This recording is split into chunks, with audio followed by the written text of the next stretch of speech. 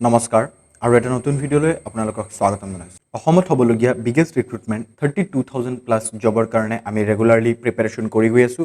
আৰু thousands of student আমাৰ লগত বহুত ভালকৈ প্ৰিপাৰেশ্যন কৰি গৈ আছে। চ' আজিৰ এইটো ভিডিঅ'টো আমি আপোনালোকক মষ্ট ইম্পৰ্টেণ্ট আৰু চিলেক্টেড কেইটামান প্ৰশ্ন দিম, যিটো টপিকৰ ওপৰত এই ভিডিঅ'টোত আপোনালোকে প্ৰশ্নকেইটা পাব। সেই টপিকটোৰ পৰা প্ৰশ্ন আহে, লগতে যিকেইটা কুৱেশ্যন আমি এই ভিডিঅ'টোত দিম ভালকৈ চাব, কাৰণ এই কুৱেশ্যনসমূহ বাৰে বাৰে ৰিপিট কৰি আহি থাকে। চ' দেট ভিডিঅ'টো আপুনি ভালকৈ চাব, লগতে এই ভিডিঅ'টো লাইক কৰিব, চেনেলটো ছাবস্ক্ৰাইব কৰিব, কাৰণ এই চিৰিজৰ আৰু 2-3টা ভিডিঅ' আহিব। চ' আহক আমি ভিডিঅ'টো আৰম্ভ কৰোঁ, বেছি দেৰি নকৰোঁ। চ' বন্ধু বান্ধৱীসকল, প্ৰথম প্ৰশ্নটো আপোনাৰ সন্মুখত আছে যে অসমৰ চলচ্চিত্ৰৰ ভেটি প্ৰতিষ্ঠা কৰা প্ৰথমখন অসমীয়া চলচ্চিত্ৰৰ নাম কি? মষ্ট ইম্পৰ্টেণ্ট এটা প্ৰশ্ন হয় যে অসমীয়া চলচ্চিত্ৰৰ ভেটি প্ৰতিষ্ঠা কৰা প্ৰথমখন অসমীয়া ছবিৰ নাম কি? প্ৰশ্ন আহিব পাৰে যে প্ৰথম অসমীয়া চলচ্চিত্ৰৰ নাম কি? মষ্ট ইম্পৰ্টেণ্ট এইটো প্ৰশ্ন হয় আৰু এই প্ৰশ্নটো আহিছে বহুতবাৰ পৰীক্ষাত আহিছে। প্ৰশ্নৰ শুদ্ধ উত্তৰ অপশ্যন নম্বৰ বিটো হ'ব, অৰ্থাৎ জয়মতী। জয়মতী হৈছে অসম চলচ্চিত্ৰৰ ভেটি প্ৰতিষ্ঠা কৰা প্ৰথমখন অসমীয়া চলচ্চিত্ৰৰ নাম। মনত ৰাখিব, জয়মতী। আপুনি আমাক এতিয়া কমেণ্টত জনাওক যে জয়মতী চলচ্চিত্ৰটো কিমান চনত মুক্তি লাভ কৰিছিল? মষ্ট ইম্পৰ্টেণ্ট এটা কুৱেশ্যন হয়। চ' আহক আমি আগলৈ আগবাঢ়োঁ। আশা কৰিলোঁ এইটো বুজিব পাৰিলে যে প্ৰথম অসমীয়া চলচ্চিত্ৰৰ নাম আছিল জয়মতী। আমি নেক্সট প্ৰশ্নলৈ যোৱাৰ আগতে আপোনালোকক এটা সৰু ইনফৰ্মেশ্যন দি দিওঁ যে আমি 32,000 প্লাছ জবক টাৰ্গেট কৰি এটা ই বুক ক্ৰিয়েট কৰিছোঁ, যিটো ই বুকত আপুনি কমপ্লিটলি কমপ্লিট সকলো বস্তু পাব আৰু এই ই বুকটোৰ পৰা আপুনি কমন পাবই আপোনাৰ পৰীক্ষাত। চ' যদি আপোনাৰ প্ৰয়োজন, যদি আপুনি GK বা জেনেৰেল নলেজৰ যিকোনো প্ৰশ্ন পঢ়িব বিচাৰে, পাব বিচাৰে, তেনেহ'লে এই ই বুকটো আপুনি ল'ব পাৰে। ডেছক্ৰিপশ্যনত লিংক আছে, আপুনি চেকআউট কৰিব পাৰে। ইয়াৰ মিনিমাম প্ৰাইচত আপুনি এইটো পাই যাব আৰু ইয়াৰ পৰা প্ৰশ্ন আপুনি পাবই পাব। চ' দেট আপুনি যদি প্ৰয়োজন ল'ব পাৰে। আহক আমি আগলৈ আগবাঢ়োঁ। নেক্সট প্ৰশ্ন ইয়াত আছে, প্ৰশ্ন নম্বৰ 2 যে জয়মতী চলচ্চিত্ৰৰ পৰিচালক কোন আছিল? মষ্ট ইম্পৰ্টেণ্ট এইটো প্ৰশ্ন হয়। জয়মতী ৰিলেটেড 2-3টা প্ৰশ্ন আপোনালোকে জানি থ'ব, এইকেইটা আহে। জয়মতী চলচ্চিত্ৰৰ পৰিচালক কোন আছিল? জয়মতী চলচ্চিত্ৰৰ পৰিচালক আছিল জ্যোতিপ্ৰসাদ আগৰৱালা। মনত ৰাখিব, জ্যোতিপ্ৰসাদ আগৰৱালা। জ্যোতিপ্ৰসাদ আগৰৱালাই এইটো চলচ্চিত্ৰ পৰিচালনা কৰিছিল, অৰ্থাৎ জয়মতীটো। জয়মতী আছিল জ্যোতিপ্ৰসাদ আগৰৱালাৰ প্ৰথম ছবি, আৰু জয়মতীৰ পিছত জ্যোতিপ্ৰসাদ আগৰৱালাৰ আন এখন ছবি ইন্দ্ৰমালতী, সেইখন পৰিচালনা কৰিছিল জ্যোতিপ্ৰসাদ আগৰৱালা আৰু সেইখন লাভ কৰিছিল, মনত ৰাখিব, 1939 চনত, যিটো হৈছে জ্যোতিপ্ৰসাদ আগৰৱালাৰ দ্বিতীয়টো ছবি। মনত ৰাখিব এইকেইটা। আৰু আপুনি আমাক কমেণ্টত জনাওক যে প্ৰথম অসমীয়া চলচ্চিত্ৰ জয়মতী আৰু জ্যোতিপ্ৰসাদ আগৰৱালাৰ প্ৰথম ছবি জয়মতী কিমান চনত মুক্তি লাভ কৰিছিল? ঠিক আছে, আমি নেক্সট প্ৰশ্নলৈ আগবাঢ়োঁ। আশা কৰিলোঁ এই গোটেইকেইটা বুজিব পাৰিলে। প্ৰশ্ন আহিব পাৰে এইকেইটাৰ পৰা। ঠিক আছে, নেক্সট প্ৰশ্নটো ইয়াত আছে যে জয়মতী চলচ্চিত্ৰই কিমান চনত মুক্তি লাভ কৰিছিল? আশা কৰিলোঁ আপুনি কমেণ্ট কৰি দিছে। তাৰপিছতো ইয়াত প্ৰশ্ন আহিছে যে জয়মতী চলচ্চিত্ৰই কিমান চনত মুক্তি লাভ কৰিছিল? জয়মতী চলচ্চিত্ৰই 1935 অৰ্থাৎ 1935 চনত জয়মতীয়ে মুক্তি লাভ কৰিছিল। 1935 চনত জয়মতীয়ে মুক্তি লাভ কৰিছিল আৰু 1939 চনত ইন্দ্ৰমালতীয়ে মুক্তি লাভ কৰিছিল। মনত ৰাখিব, 1935 আৰু 1939 চনত। ঠিক আছে, দুইটাই জ্যোতিপ্ৰসাদ আগৰৱালাই পৰিচালনা কৰিছিল। আশা কৰিলোঁ বুজিব পাৰিলে। আহক আমি আগলৈ আগবাঢ়োঁ। নেক্সট প্ৰশ্নটো ইয়াত আপোনাৰ সন্মুখত আছে যে অসমত প্ৰতিষ্ঠিত ষ্টুডিঅ'টোৰ নাম কি? অসমত প্ৰথম প্ৰতিষ্ঠিত ষ্টুডিঅ'টোৰ নাম কি? প্ৰথমটো ষ্টুডিঅ'ৰ নাম কি? অসমত প্ৰথমে যিটো ষ্টুডিঅ' স্থাপন কৰা হৈছিল সেইটোৰ নাম হৈছে চিত্ৰবন ষ্টুডিঅ'। মনত ৰাখিব, চিত্ৰবন ষ্টুডিঅ' হৈছে অসমৰ প্ৰথমটো ষ্টুডিঅ', যিটো স্থাপিত কৰা হৈছিল 1961। মনত ৰাখিব, 1961ত প্ৰথমে চিত্ৰবন ষ্টুডিঅ'টো স্থাপন কৰা হৈছিল। নেক্সট প্ৰশ্নটো ইয়াত আছে যে ইন্দ্ৰমালতী ছবিখন কিমান চনত মুক্তি লাভ কৰিছিল? জাষ্ট মই এতিয়া আপোনালোকক কৈ আহিছোঁ যে ইন্দ্ৰমালতী ছবিখন কিমান চনত মুক্তি লাভ কৰিছিল। ইন্দ্ৰমালতী ছবিখন মুক্তি লাভ কৰিছিল 1939 চনত। মনত ৰাখিব, 1939 চনত জ্যোতিপ্ৰসাদ আগৰৱালাৰ দ্বাৰা প্ৰযোজিত আৰু পৰিচালিত দ্বিতীয় অসমীয়া চলচ্চিত্ৰ আছিল ইন্দ্ৰমালতী, যিটো 1939 চনত মুক্তি লাভ কৰিছিল। চ' মনত ৰাখিব, জয়মতী আৰু ইন্দ্ৰমালতী ৰিলেটেড প্ৰশ্ন আহে পৰীক্ষাত। নেক্সট ইম্পৰ্টেণ্ট প্ৰশ্ন এইটো আপোনালোকে চাব যে মনুমতী ছবিখন কিমান চনত মুক্তি লাভ কৰিছিল? মনুমতী ছবিখন কোনে পৰিচালনা কৰিছিল সেইটো প্ৰশ্ন আহে। মনুমতী ছবিখন কিমান চনত মুক্তি লাভ কৰিছিল? 1941 চনত। মনত ৰাখিব, 1941 চনত 3 এপ্ৰিল 1941 চনত পৰিচালনা কৰিছিল ৰোহিণী কুমাৰ বৰুৱা। মনত ৰাখিব, মনুমতী ছবিখন ৰোহিণী কুমাৰ বৰুৱাৰ দ্বাৰা পৰিচালনা কৰা হৈছিল, যিটো 1941 চনৰ 3 এপ্ৰিলত মুক্তি লাভ কৰিছিল। আশা কৰিলোঁ বুজিব পাৰিলে এইটো। নেক্সট প্ৰশ্নলৈ আমি মুভ কৰোঁ। নেক্সট কুৱেশ্যন ইয়াত আপোনাৰ সন্মুখত আছে, দূৰদৰ্শনত সম্প্ৰচাৰিত প্ৰথম অসমীয়া ছবি কি আছিল? দূৰদৰ্শনত সম্প্ৰচাৰিত প্ৰথম অসমীয়া ছবিখনৰ নাম আছিল বৃষ্টি। মনত ৰাখিব, প্ৰথম অসমীয়া ছবিখনৰ নাম আছিল বৃষ্টি, যিটো দূৰদৰ্শনত সম্প্ৰচাৰিত হৈছিল। বৃষ্টি 1974 চনত মুক্তি পোৱা দেউতী বৰুৱাৰ দ্বাৰা পৰিচালিত। প্ৰশ্ন আহিব পাৰে যে দূৰদৰ্শনত সম্প্ৰচাৰিত প্ৰথমখন অসমীয়া ছবি কি আছিল? বৃষ্টি। বৃষ্টি কিমান চনত মুক্তি লাভ কৰিছিল? 1974 চনত।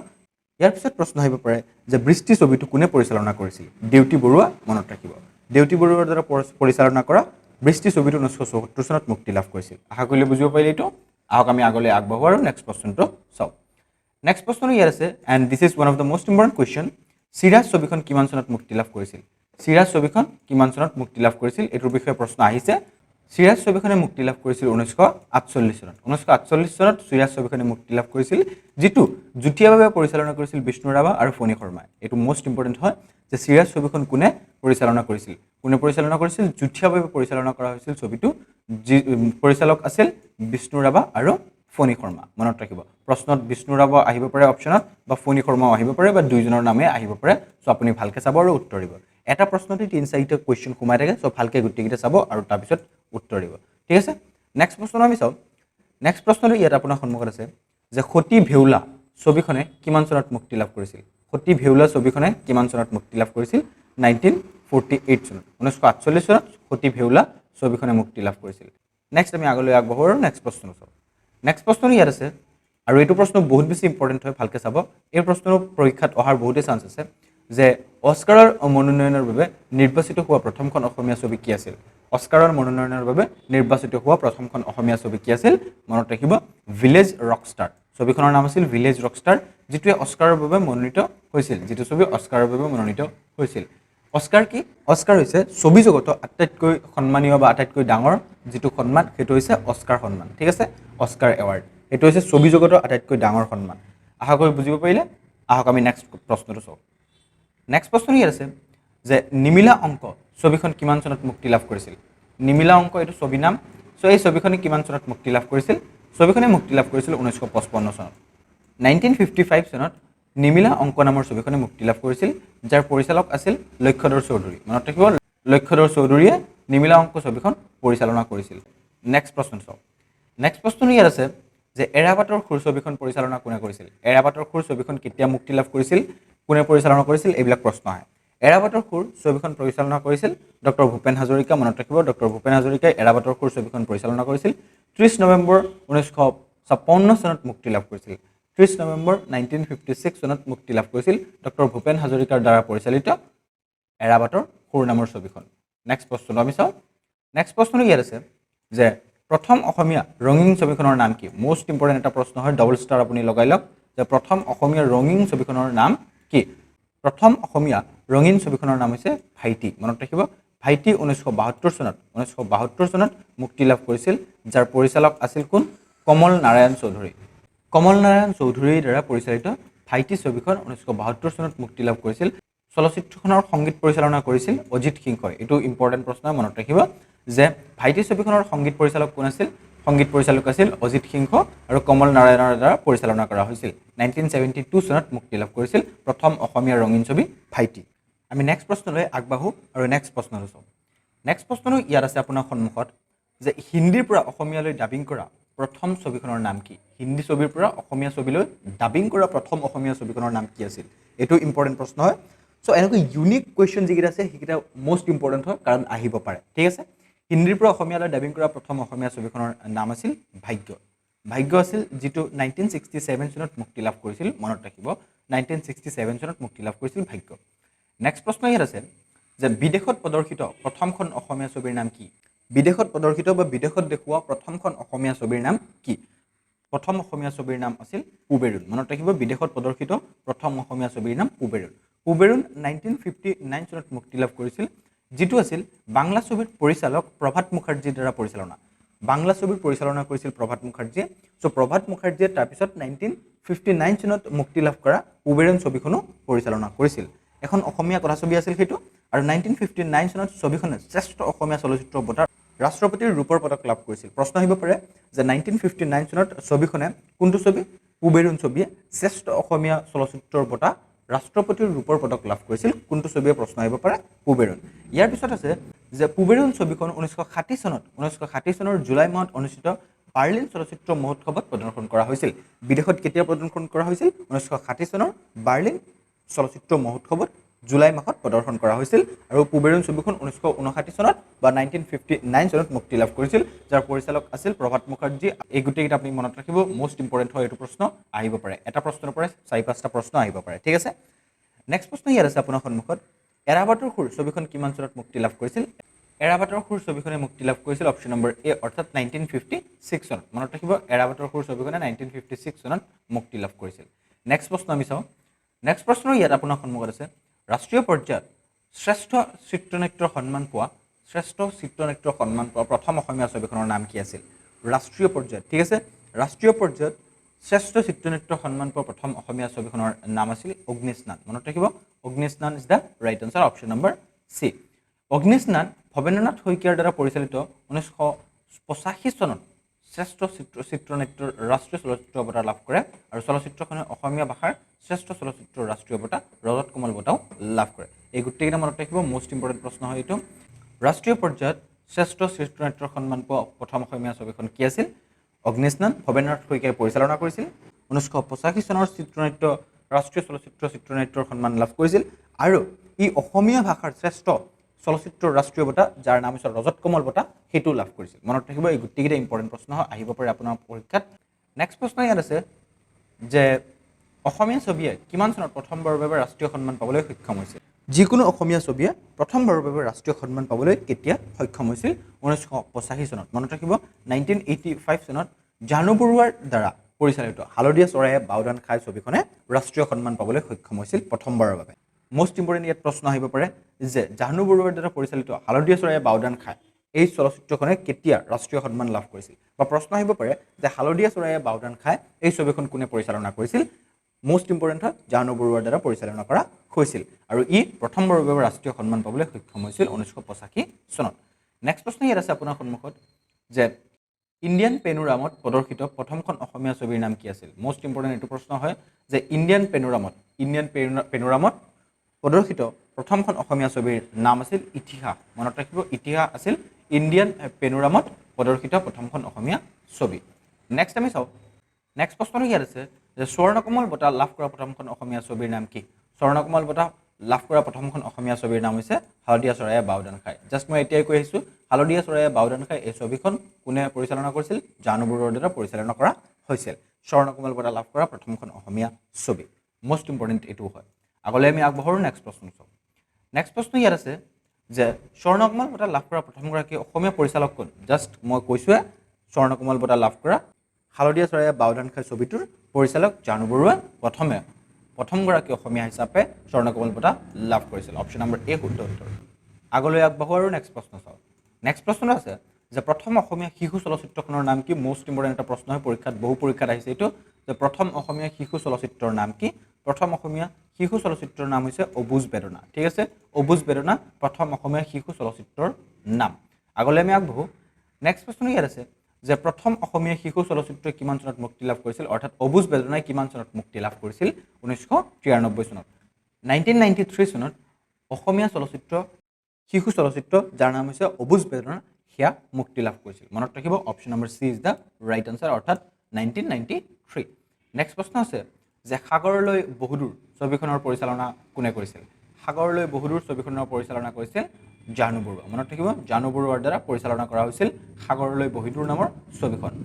নেক্সট প্ৰশ্ন চাওঁ আমি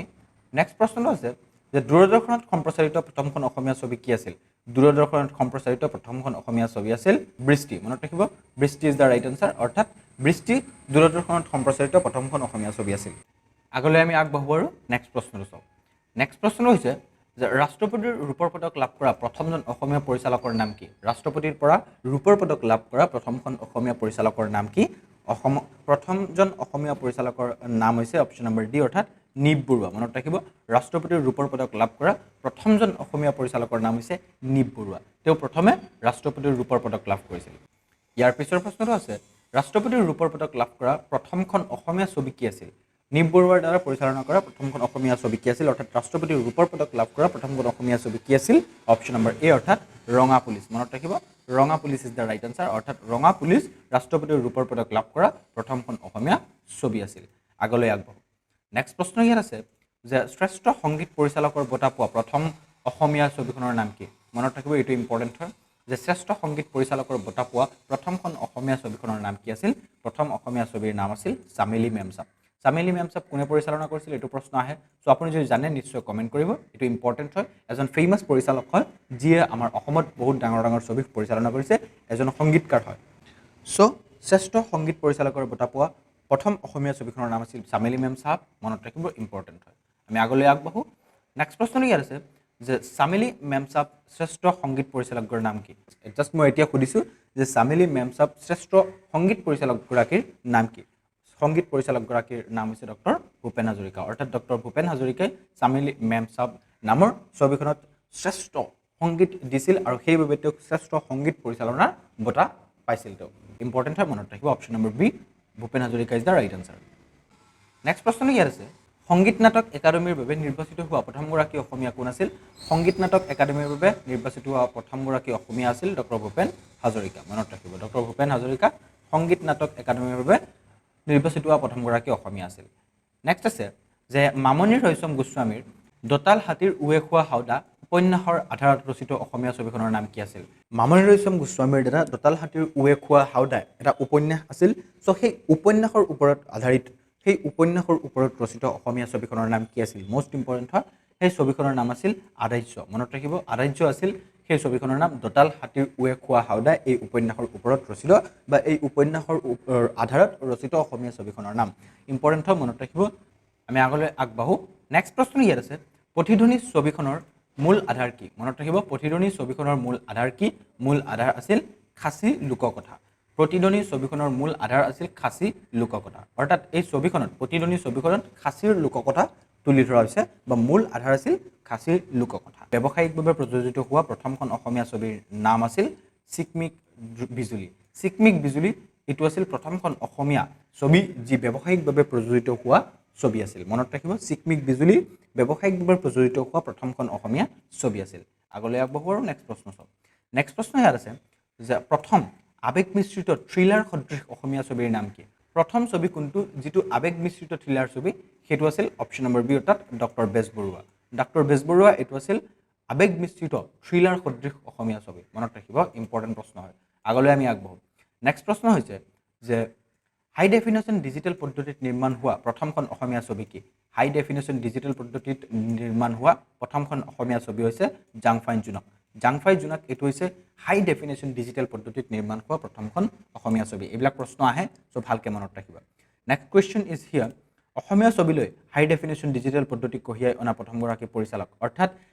জাংফাই জুনক নামৰ ছবিখন হাই ডেফিনেশন ডিজিটেল পদ্ধতিত বনোৱা হৈছে সো সেই ছবিখনৰ পৰিচালক কোন আছিল অসমীয়া ছবিলৈ হাই ডেফিনেশন ডিজিটেল পদ্ধতিত কঢ়িয়াই অনা প্ৰথমগৰাকী ছবি পৰিচালক আছিল অপচন নম্বৰ ডি অৰ্থাৎ সঞ্জীৱ সভা পণ্ডিত মনত ৰাখিব সঞ্জীৱ সভা পণ্ডিত তেওঁ প্ৰথমগৰাকী অসমীয়া পৰিচালক যিয়ে হাই ডেফিনেশন ডিজিটেল পদ্ধতিত ছবি পৰিচালনা কৰিছিল বা ছবি নিৰ্মাণ কৰিছিল নেক্সট আমি আগলৈ আগবাঢ়ো নেক্সট প্ৰশ্ন ইয়াত আছে জাহু বৰুৱাই কোনখন ছবিৰ বাবে শ্ৰেষ্ঠ পৰিৱেশ বঁটা লাভ কৰিবলৈ সক্ষম হৈছিল মনত ৰাখিব এটো ইম্পৰ্টেন্ট প্ৰশ্ন যে জাহু বৰুৱাই কোনখন ছবিৰ বাবে শ্ৰেষ্ঠ পৰিৱেশ বঁটা লাভ কৰিবলৈ সক্ষম হৈছিল বনানী নামৰ ছবিখনৰ বাবে জাহু বৰুৱাই শ্ৰেষ্ঠ পৰিৱেশ বঁটা লাভ কৰিবলৈ সক্ষম হৈছিল ইম্পৰ্টেন্ট প্ৰশ্ন হয় এটো মনত ৰাখিব নেক্সট আমি আগলৈ আগবাঢ়ো নেক্সট প্ৰশ্ন ইয়াত আপোনাৰ সন্মুখত আছে যে অসমীয়া বোলছবিৰ প্ৰথমগৰাকী মহিলা পৰিচালক কোন আছিল মোস্ট ইম্পৰ্টেন্ট এটা প্ৰশ্ন হয় মহিলা পৰিচালক কোন আছিল অসমীয়া বোলছবিৰ প্ৰথমগৰাকী অসমীয়া পৰিচালক হৈছে অপচন নম্বৰ এ অৰ্থাৎ Manisha Hazarika was the first female film director in Assamese film industry মনত ৰাখিব মনীষা হাজৰিকা আছিল অসমীয়া বোলছবিৰ প্ৰথমগৰাকী মহিলা পৰিচালক ইম্পৰ্টেন্ট প্ৰশ্ন হয় মনত ৰাখিব আগলৈ আমি আগবাঢ়ো নেক্সট প্ৰশ্ন ইয়াত আছে বাংলা কথাছবি কৰা প্ৰথমগৰাকী পৰিচালক হিচাপে খ্যাতি লাভ অসমীয়া পৰিচালক কোন বাংলা কথাছবিৰ কৰা প্ৰথমগৰাকী পৰিচালক হিচাপে খ্যাতি লাভ কৰা অসমীয়া পৰিচালকগৰাকীৰ নাম হৈছে অপচন নম্বৰ সি অৰ্থাৎ প্ৰমথেশ বৰুৱা বাংলা কথাছবি কৰা বা প্ৰথমগৰাকী অসমীয়া পৰিচালক হিচাপে তেওঁ খ্যাতি লাভ কৰিছিল বাংলা কথাছবি কৰা ঠিক আছে ইম্পৰ্টেন্ট প্ৰশ্ন হেতু মনত ৰাখিব সো বন্ধুসকল আজিৰ এইটো সিৰিজত এইটো ভিডিওত আমি 40 কোৱেশ্চন আপোনালোকক প্ৰভাইড কৰিছো and all of this question are very important for your upcoming exam যেটো হৈছে সিলেক্টেড কোৱেশ্চন এইকেইটা ঠিক আছে এইকেইটা কোৱেশ্চন যদি আপুনি ভালকে ৰিভাইজ কৰে ভালকে বুজিলে ভালকে পঢ়ে তেনেহলে ইয়াৰ পৰা হয়তো আপোনাৰ কমন আহি যাব পাৰে ইম্পৰ্টেন্ট প্ৰশ্ন সেম এইটো সিৰিজৰে আৰু এটা দুটা ভিডিও আহিব সো দ্যাট হেতৰ কাৰণে আপুনি চেনেলটো সাবস্ক্ৰাইব কৰক ভিডিওটো লাইক কৰক অহা ভিডিওৰ কাৰণে অপেক্ষা কৰক থ্যাংক ইউ সো মাচ এই ভিডিওটো ইমানখিনি চোৱাৰ বাবে আৰু এটা ভিডিওত আপোনাৰ লগত লগ পাম জয় আই অসম